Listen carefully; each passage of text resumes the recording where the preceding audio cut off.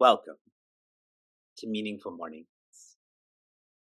I had my camera off because I didn't want to distract you, so you can focus on my words rather than my smile.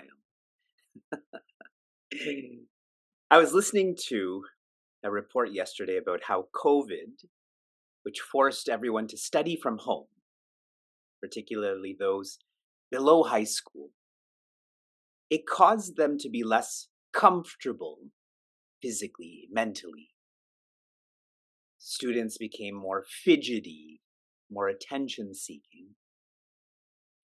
So, what some schools are trying to do, some classes are trying to do, they're encouraging their students to engage in meaningful work in the classroom, in the school, to water the plants, to make sure the blinds are open, that the doors are unlocked. And they have found that this is working. Those students who felt less comfortable physically and mentally are now feeling like they're needed. Who's going to water the plants? Who's going to open the blinds?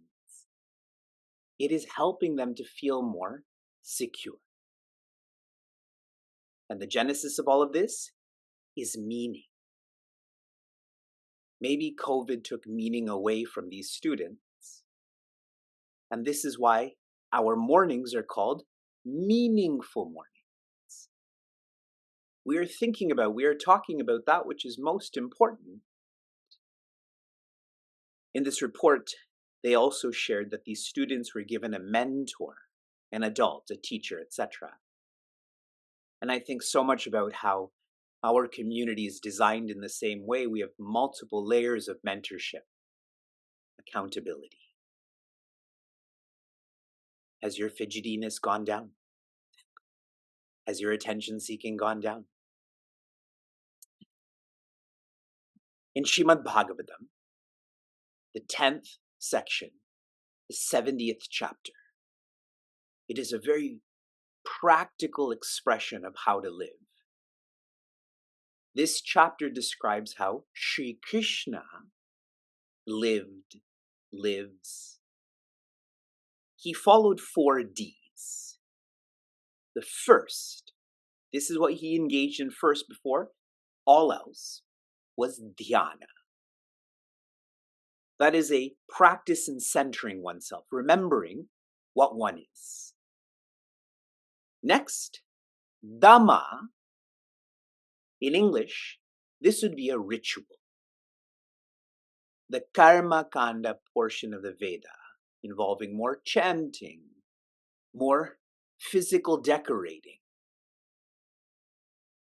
The third D, dana. Shri Krishna would practice detachment before he interacted with any article, being, circumstance. And the fourth D, dharma. Then he would engage in his responsibilities. Centering, exerting, detaching, engaging. I'm sharing this because we're trying to role model the same in Meaningful Mornings, through Meaningful Mornings. We are centering, we are exerting, we're detaching, we're engaging. And Bhagavad Gita's chapter 18 gives many summary tips, insights, reminders on how to live like Sri Krishna. Starting with, this chapter is shared, engage in the right actions. What are they? Yajna, tapa, dana. Dedication, renunciation, contribution. More precise, more precision added to right actions is the right attitudes. As you engage in yajna, tapa, dana, whatever results may come, like recognition, ovation, inclusion, to not need this, to not be more secure because of this. more precision is added in terms of the right Atma. Shri Krishna had shared there's 5 factors in any doing: body, breath, mind, intellect, ego, spirit. If one follows through with the right actions, attitudes, Atma, then naturally they're going to feel the right Ananda, which in this chapter is described as moksha, or being free. We are in the phase where Shri Krishna is sharing about not how act, but why act. Why do you live? Why will you live? Going backwards, there are some who live by and for tama. That is laziness. They divide others. They divide others. Such people only live for the individuality. It is themselves versus the world. They feel so much weight, and that's why that laziness is a cycle. More evolved than this is those who live by raja, not laziness, but aggressiveness. They don't divide others, but they divide oneself or themselves. How this plays out is those who live for their families and communities. I'm going to say it again, because I'm sure you've been taught your whole life that if you live for your family and community, then that must be sattva and beyond. But it's not. That is a very casual definition of beyond sattva and sattva. Living for your family and community is really living by names and forms you are comfortable with. It is aggressiveness. The most evolved is living by sattva. Quietness. This is where there's no dividing of oneself or others. Dividing of others or oneself. It is about uniting oneself and others. What this plays out as is living for society and humanity. You've taken your living away from names and forms and are focusing on qualities. Living for those of all sorts of qualities. By living for this, one reaches the Dhamma, one feels the same center. This is why in our community we have teams and efforts towards safety of society, philanthropy for society. We're already getting the benefit through our actions. The results are to be distributed then. More of that will come in the forthcoming verse. In verse 22, where Shri Krishna is sharing those who live by tama, they are uninquiring, too lazy to use what their intellect is designed for. This makes them unreasonable. It makes them uncaring. Our strategy to purge laziness is to be in nature. By being in nature, we feel more energetic.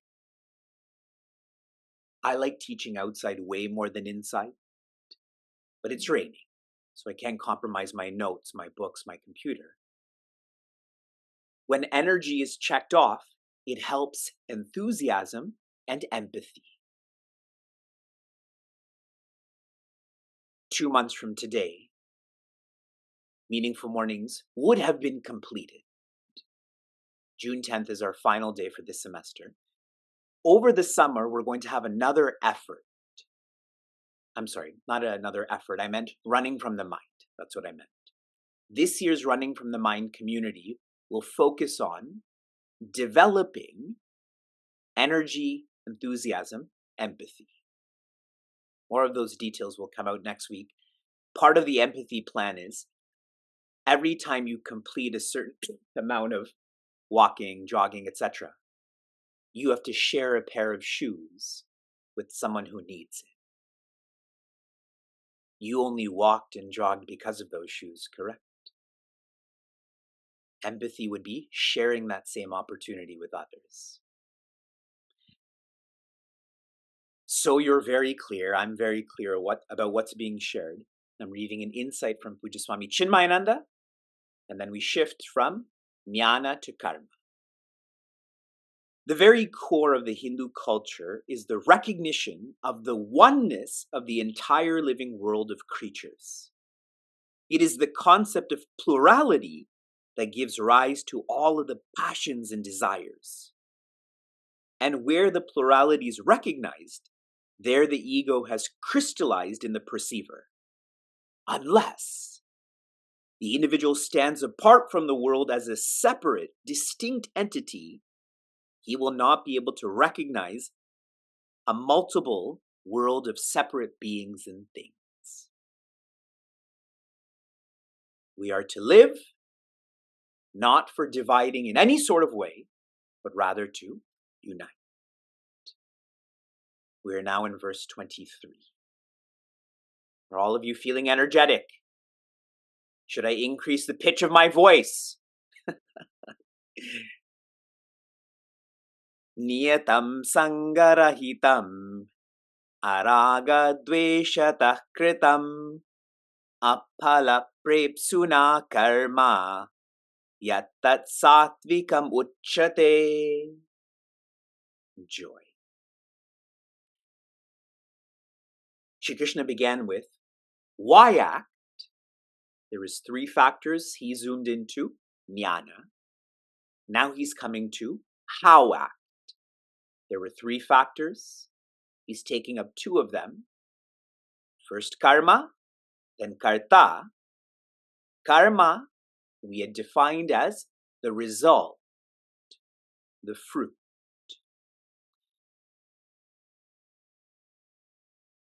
There is one thread that's shared in this whole verse. I'm going to read the translation. This verse has probably been shared 100 times in the Bhagavad Gita. Then I'll zoom into keywords and practices.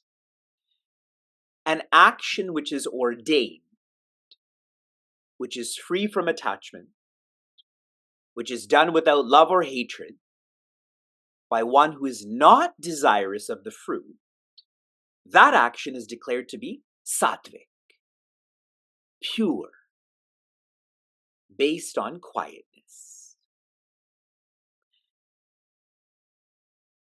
If you study these words carefully, rahita means letting go, to be without. Araga, letting go, to be without likes. Aphala, letting go, to be without fruits. It's the same message. It is the same message that is being shared in each of these quarters. You already know this theoretically. I pray you know this practically. Based on my study and experience, there is only one way that you can live by this verse, and that is by loving who you are. If you love who you are, you will love what you do, in which case results, fruits, become not applicable, not needed. If one is feeling a self-rediscovery, I'm not this body. I am a quiet mind. I'm an ideal intellect, etc. As one goes deeper and more authentically into this self-rediscovery, one feels a self-reward. I am my source of joy. This is the only way to live by these quarters, this verse, the 100 verses of Bhagavad Gita.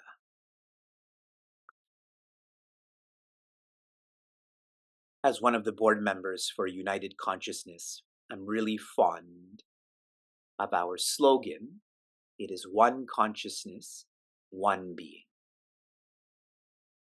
When one feels their own consciousness, they feel it in all beings and live for all beings accordingly. I'm reading an insight from Puja Swami Chinmayananda.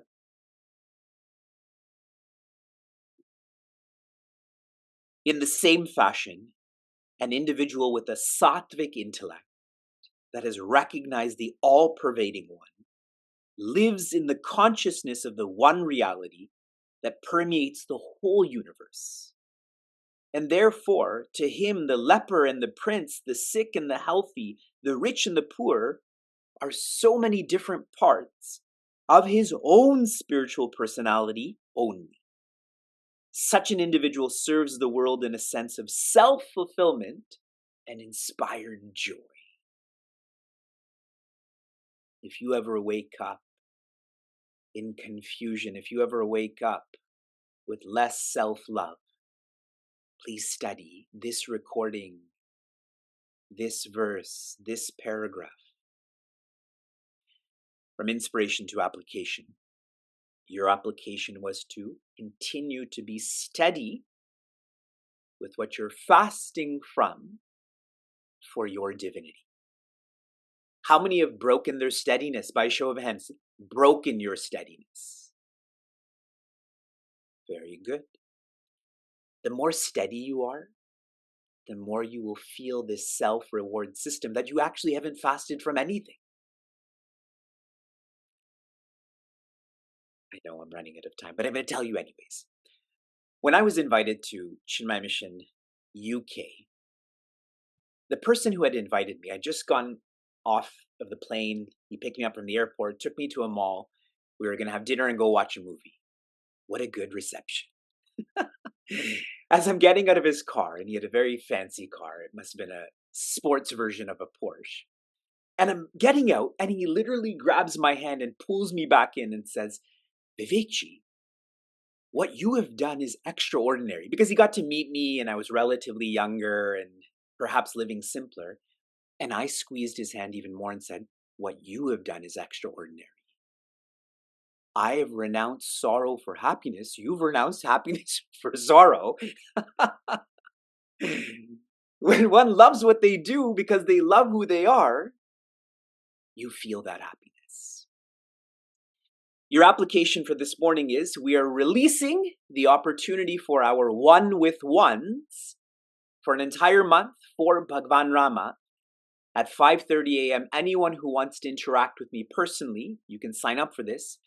I especially am encouraging those who I've not met before for you to sign up with this for this one with one, because our evolution is based on relationship.